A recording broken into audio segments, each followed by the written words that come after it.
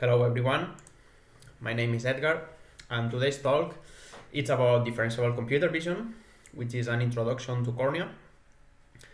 So let me introduce myself first. As I said, my name is Edgar. I work as a researcher at the Robotics Institute here in Barcelona. I'm doing the PhD at the Computer Vision Center, and at the same time, I'm part of the technical committee of OpenCV. So today's talk will have two parts. The first part will be an introduction to Kornia. I'm going to explain the different capabilities, features, and show very quickly some visual examples. And the second part will be a hands-on tutorial. I prepared a small collab where we will go through the code and I will be explaining how to quickly start using Kornia. So first of all, what's Kornia? Kornia can define as an open source differentiable computer vision library for PyTorch, which basically means that we implemented most of the classical computer vision algorithms using PyTorch. So Kornia, it's not a wrapper around any other vision library, but re-implements from scratch using the torch operators, all these traditional vision algorithms. So Kornia depends on PyTorch, which basically inherits some of the main core features of PyTorch. As we said, we allow now any user of Kornia to implement computer vision inside the PyTorch ecosystem. Every single function can be differentiated. It has a transparent API so that you can use it in the CPU, GPU, now with TPUs, or in future more advanced devices. It has the parallel programming. By default, you can compute in batches all the different functionalities. You can combine it with the distribute API from PyTorch and run pipelines on the cloud. And also, you can implement Kornia using the Torch script and implement all these functionalities for production. So Kornia has different functionalities, which basically are defined on the different topics on computer vision. So I here have a list, but let me go through the examples by showing you some visual results. So Kornia can be used for doing data augmentation. We have several operators where you can use the functionals from Kornia and PyTorch and implement the data augmentation using the CPU, GPUs in batch. You can also implement 2D and 3D vision and transformations. So we have a module for image enhancement to perform normalizations, compute histograms, adjust some properties from the image. Another module for doing color conversions, so that you can go from one color space to another space. A module to perform 2D features. Okay, for those that work on local features, it can be very useful. Another module that has several operators to perform 2D and now even 3D image filtering. The edge detection, where we have high-level implementations for edge detection methods like Sobol or Laplacian. Then the geometry module. This probably is the most complete module in Kornia, where you can find different operators. Remember, all of them differentiable to perform affine transformations. We have a whole API to perform the warpings and customize every transformation. Now we also have this 3D geometry module where we implement several functionalities to work with perspective cameras, epipolar geometry, and structure from motions, and the different utilities and tools around 3D geometry. Okay, to start developing or even using Kornia, so you can easily install Kornia through pip. You can just need to open your terminal and pip install Kornia, and you will get the last release version of Kornia. You can do it the same if you want to use the master branch from Kornia. So you can go to GitHub, download the code, and calling the command python setup install, you will get everything from Kornia in your system. So big remark here is that Kornia only depends on PyTorch. So when you install Kornia, you don't need any other library. So as I said in the beginning, we implemented everything from scratch using PyTorch. So we don't have any other dependency. So Kornia, it's an open source project, okay, and now it has some attraction from the community with a good adoption. So we have been receiving a lot of contributions.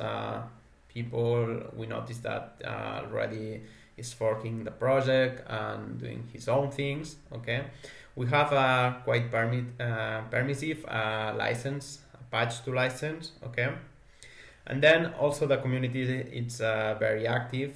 Okay, so if you want to join our community, we call it the Planet Kornia. So feel free just to open issues in GitHub, or we have even a Slack. So feel free to join.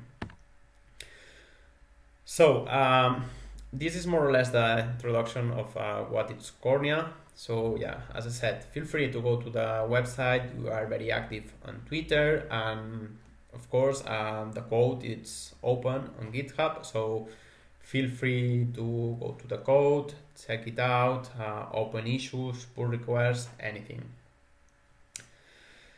Okay, so now let me go through the Handson tutorial I have prepared. Let me bring up this Google Colab. So I will be using Google Colab for this tutorial. So basically this is a quick start tutorial. I'm gonna show very quickly how you can start using Kornia, downloading images, loading the images, and then applying some transformations on those images. And then in the end of the tutorial, I'm explaining how to use the backpropagation through these Kornia operators. So this Google Colab, I will share this Google Colab. I'm not sure if by the end of the day or probably tomorrow. So stay tuned on Twitter. Probably we will promote it there, so that you can play yourself later with all these examples. But okay, so let's start. So for those that are not familiar with Google Colab, Google Colab it's a service from Google that basically allows you from the browser to open this kind of interface, very similar to a Jupyter notebook, but at the same time it allows you to run code on the server side. So you can use the Google servers to do all the computing for us. And the cool thing is that you can run the code on CPUs, but they also give you free quota for using the GPUs and now also the TPUs. So it's a good choice for prototyping or this kind of tutorials like the one I'm gonna present now. So okay, in this case we have to make sure that that we have enabled the GPU. So the Google Colab has the runtime specifications here. So make sure later when you try this that you go to runtime and you have checked the GPU on the settings. Okay, you can see here known means that you will be using the CPU, and then in this case I want to focus on the GPU. Okay, but you could use also the GPU. The GPU needs some extra effort for setting because it needs some extras from PyTorch and the device stuff that I'm going to explain now. It's not working the same, but it's not that difficult. Okay, maybe I will cover another day another tutorial explaining about the TPS. But okay, first of all, so for this example, we need Torch, PyBCN, Kornia, and Matplotlib. So basically, Torch and Kornia will be for the core operators, and then I will be using Torch, PyBCN, and Matplotlib just for visualization. So first of all, let's click on the play button.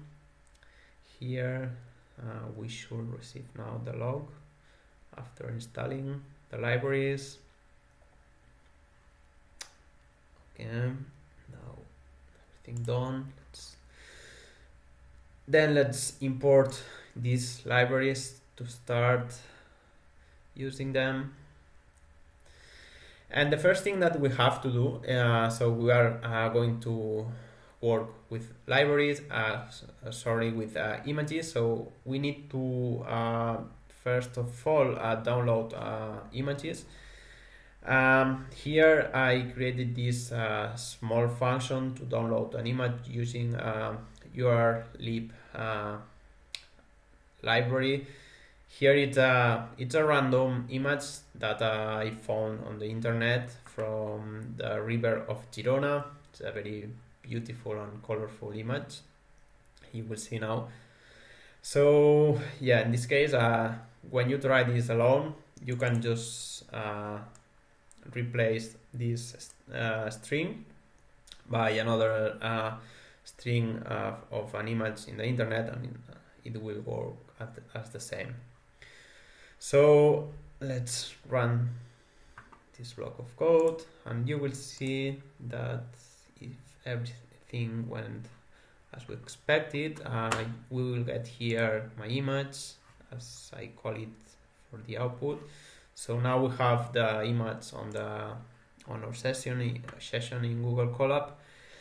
So the next thing is to load this image. To do that, Torch, we're using Torch PyBCN.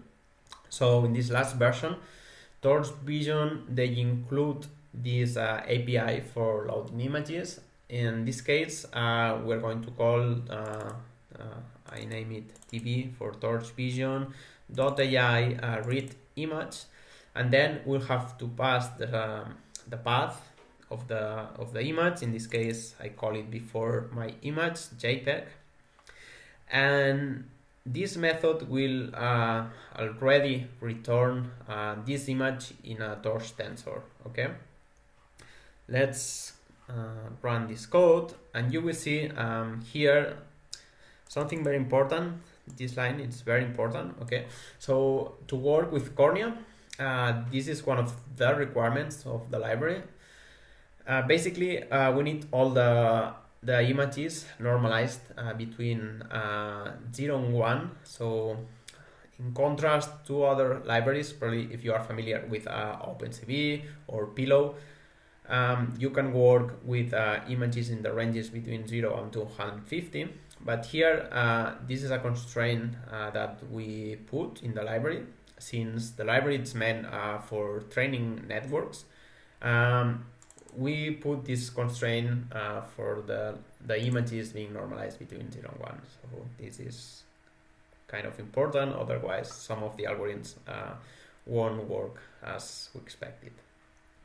So and then, just for those that are not really familiar with computer vision, so here all the computer vision images will be represented as a multidimensional arrays.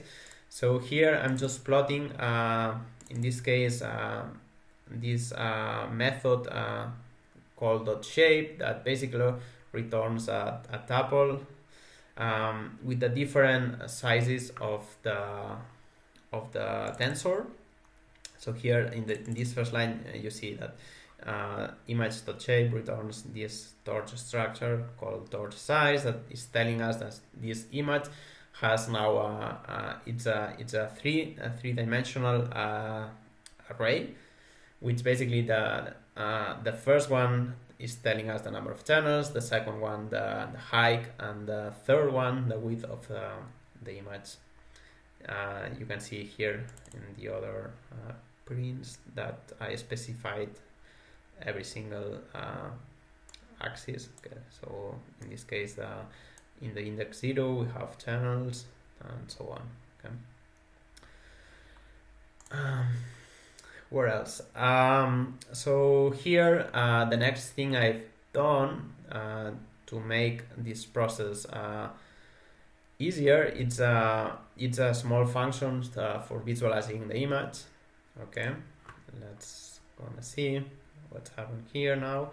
So you can see that we have used matplotlib. Okay, so these three lines here, it's matplotlib, which basically matplotlib has this initial function that consumes an NumPy array. So if you remember, we loaded the image in a torch tensor, so it means that we have to cast it first to a NumPy array. In Kornia, we already provide a method called tensor to image that already does this cast for you.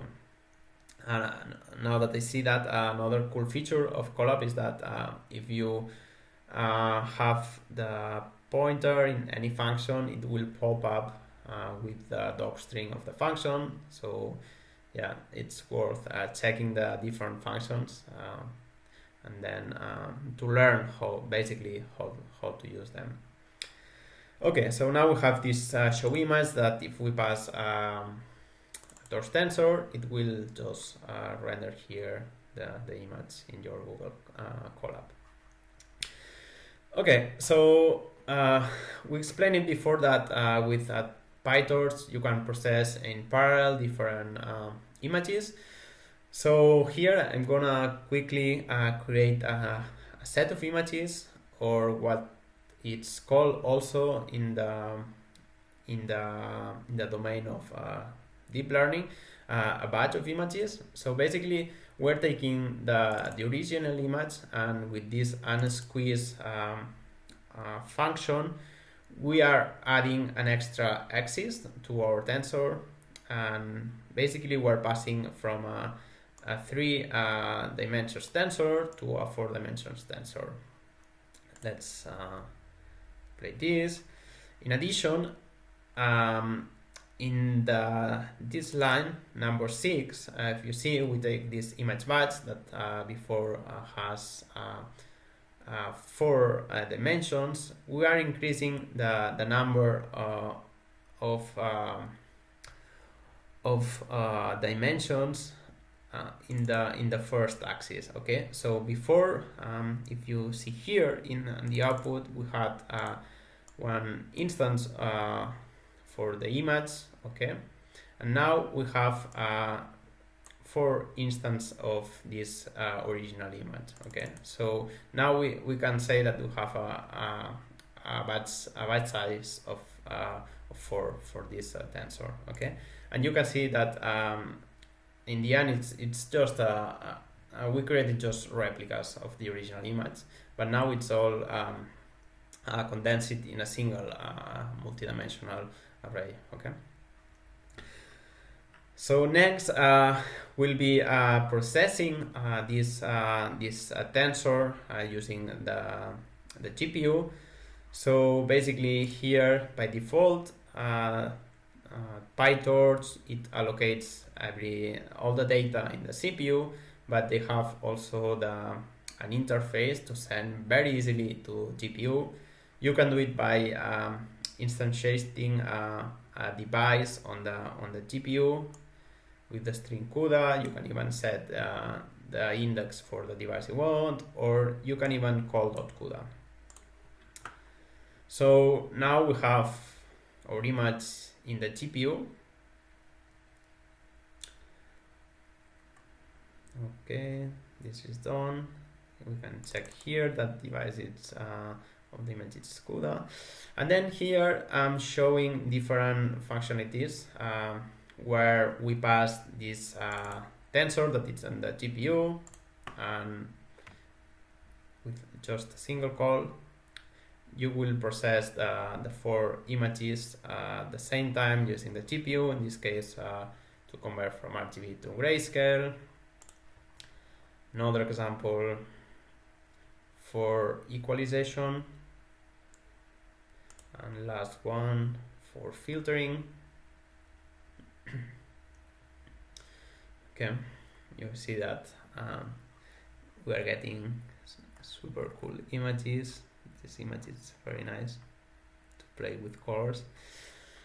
So, and the last one, I added here this bonus computer vision 2.0. So as I explained it, with Kornia we are able now to differentiate over all the operators, and I call it computer vision 2.0 because now this term of software 2.0 is starting to be kind of more common to hear.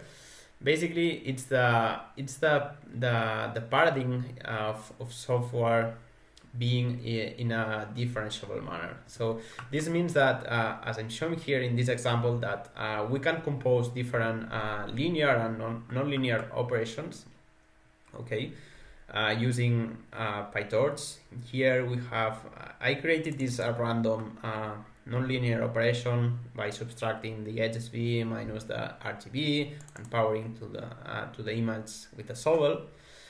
And basically here I'm just creating some sort of loss function, which basically after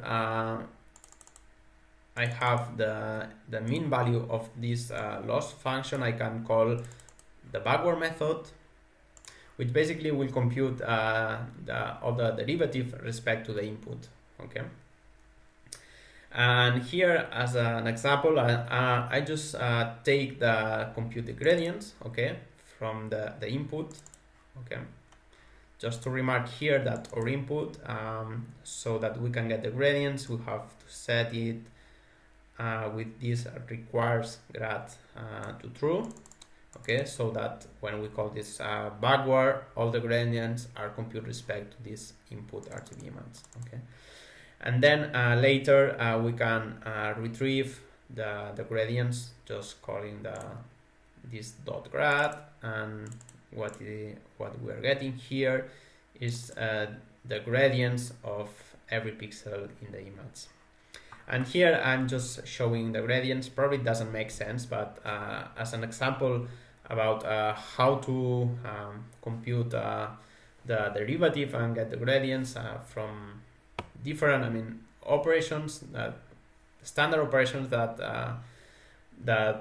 were usually for just inference or image manipulation. Now you can even use it for backpropagation. So this is the end of my talk. As I said, I'm gonna publish this Google Colab in Kornia website or GitHub. We will promote it on Twitter, so stay tuned, and thank you very much for attending. I hope you have enjoyed this talk. Thank you.